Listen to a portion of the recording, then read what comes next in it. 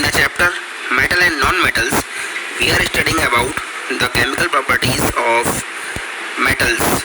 In this series, we will study the next property of metals regarding to the chemical properties. Okay, so this property is the reaction of metals with water. क्या होता है जब कोई metal water से react करती है? Okay, तो generally अगर मैं आपसे क्वेश्चन पूछूं तो आप ये बोलोगे कि कोई भी मेटल अगर वाटर से रिएक्ट करेगी तो वो कोरोड हो जाएगी। जैसे कि अगर हम पानी में अगर आयरन को डाल दें तो वो कोरोजन शो करेगा।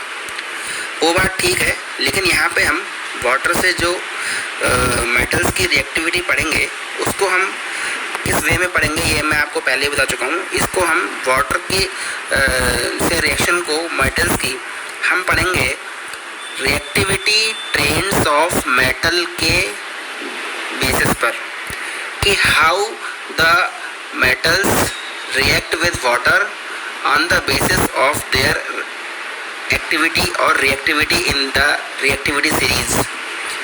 As we know that in the reactivity series, the some metals are very reactive or highly reactive like sodium and potassium, and others are less and at last the least reactive metals like gold and platinum and silver and copper metals, etc. Okay, so before studying this property of metal, we have to study about the general reaction, that what will happen when metal reacts with water. तो देखिए, जब भी metal water से react करता है तो metal का hydroxide बनता है। Means metal hydroxide is formed with the formation of hydrogen gas. चाहे वाटर कोल्ड हो या हॉट हो, अगर मेटल कोल्ड या हॉट वाटर से रिएक्ट करेगा तो ऑलवेज मेटल हाइड्रोक्साइड और हाइड्रोजन गैस का फॉर्मेशन करेगा। But if metal reacts with steam, then what will happen? Then the metal oxide directly will formed with the formation of hydrogen gas. Okay, कुछ metal ऐसे होते हैं जो कि ना तो कोल्ड वाटर से रिएक्ट कर पाते हैं, ना ही हॉट वाटर से। ऐसे मेटल्स को हम स्टीम से रिएक्ट करवाते हैं तो वे डायरेक्ट मेटल ऑक्साइड में चेंज हो जाते हैं और हाइड्रोजन गैस का फॉर्मेशन होता है। Now we will start to study the properties of different metals in the trend of their reactivity. So the very first metal like sodium and potassium, which are highly reactive metals, they can react with cold water. They can react with cold water violently, as when we react the sodium or potassium metal with water, it forms a very high quantity of heat with the formation of hydrogen gas.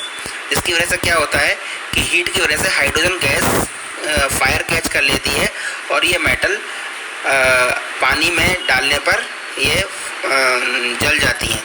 Okay, तो जब भी sodium की reaction हम water से कराएंगे तो sodium hydroxide एक base का फॉर्मेशन होगा with the formation of hydrogen gas and heat. जैसा कि आपने जनरल रिएक्शन में देखा था कि कोल्ड या हॉट वाटर में मेटल को डालने पर उसका हाइड्रोक्साइड बनता है। तो यहाँ पे देखिए, जब सोडियम ने कोल्ड वाटर से रिएक्शन की तो सोडियम का हाइड्रोक्साइड बना, that is NaOH। Okay, with the formation of hydrogen gas. अब चूँकि हीट बहुत ज़्यादा फॉर्म हो रही है इस रिएक्शन में, इस वजह से हाइड्रोजन गैस फायर को कैच कर लेती है और वो मेटल जल जाता है। पानी में भी वो मेटल जब हम डालते हैं तो उसमें भी आग लग जाती है। Okay, like it when potassium, which is also very reactive metal like sodium, when react with water, it also catch fire due to the formation of hydrogen gas, as a lot of heat is produced in this reaction. That's why hydrogen gas got fire and the metal burns with the formation of potassium hydroxide. Okay, now the second type of metal like calcium. Calcium metal is not so so reactive like sodium and potassium. When it react with cold water, it also produce heat, but heat is not sufficient to to catch the fire and to burn the metal hydroxide. So whenever we dip the calcium in cold water, it produces a high amount of heat, but it is not so sufficient that it can burn the hydrogen gas, which also produced in this gas, in this process.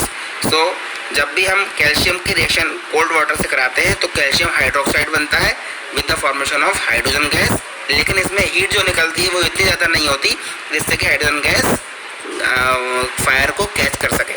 ठीक है, तो जो hydrogen calcium hydroxide बनता है इसको हम slagged lime या बुझा हुआ चूना भी बोल सकते हैं.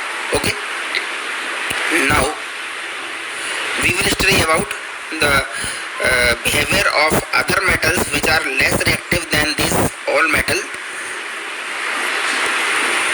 That the magnesium metal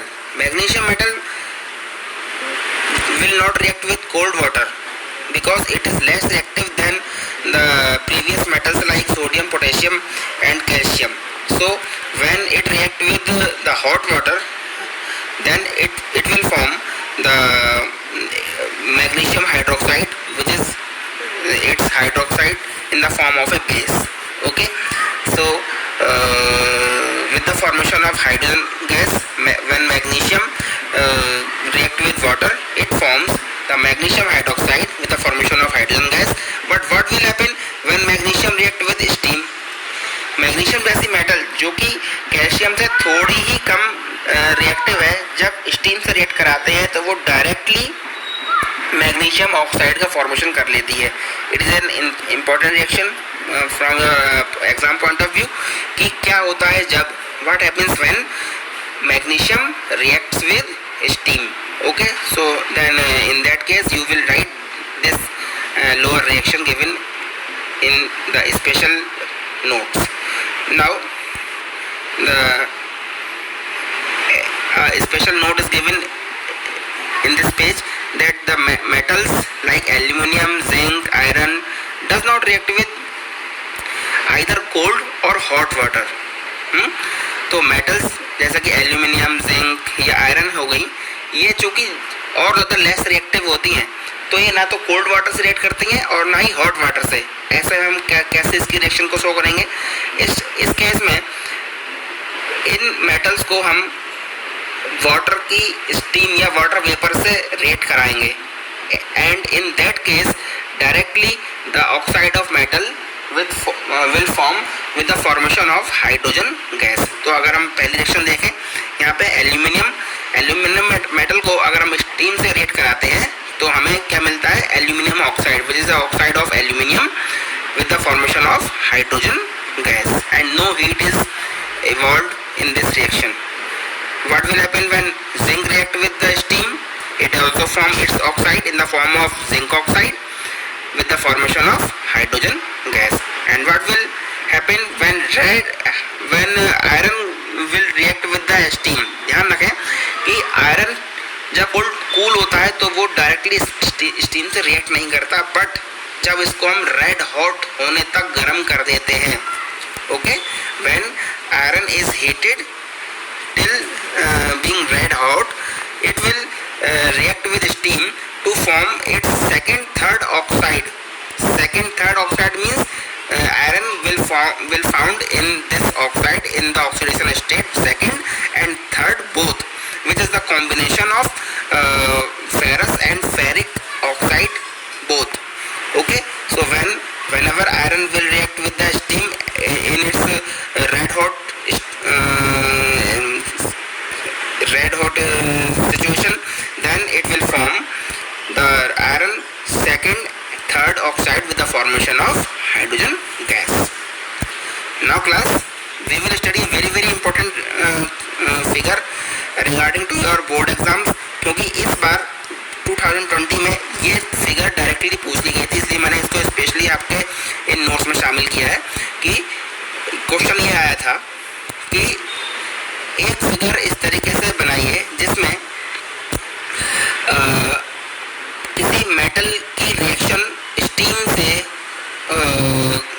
करवाएं तो कौन सा एपरेटस हम यूज़ करेंगे।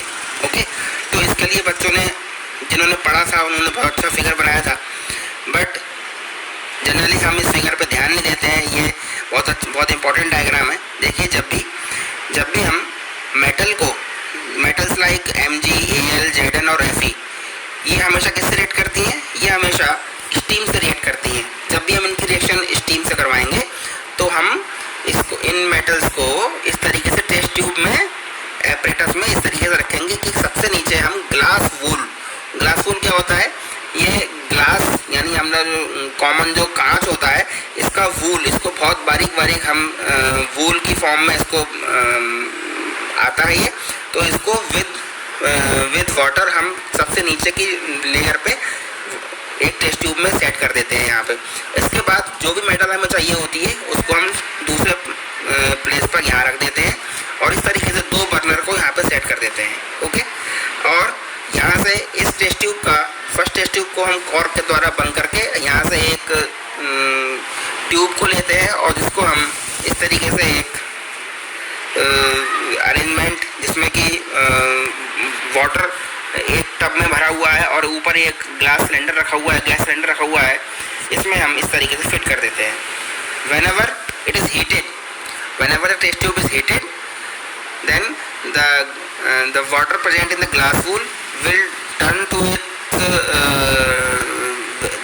vapor state, and the metal which is also heated by the help of burner, when steam will pass to this hot metal, then it will form its oxide and also the hydrogen gas will made then, and which is collected in this glass gas jar. Okay, so in this gas jar we can also collect the hydrogen gas. अब question ये आता है कि बच्चों हम hydrogen gas की presence को कैसे मेजर करेंगे, हम कैसे पहचानेंगे कि ये इकट्ठी हुई गैस ये हाइड्रोजन गैस ही है। इसके लिए हम थोड़ी सी गैस को किसी टेस्ट ट्यूब में कलेक्ट कर लेते हैं और उस टेस्ट ट्यूब के अगर माउथ पर हम एक जलती हुई कैंडल लेके आएंगे, then if it will burn with the pop sound, then we can say that the gas contained by this tube will hydrogen. Okay, so for today these are the chemical properties regarding to the reaction with water of metals. So I hope that you will understand it very well by studying it on your home. Okay, thanks.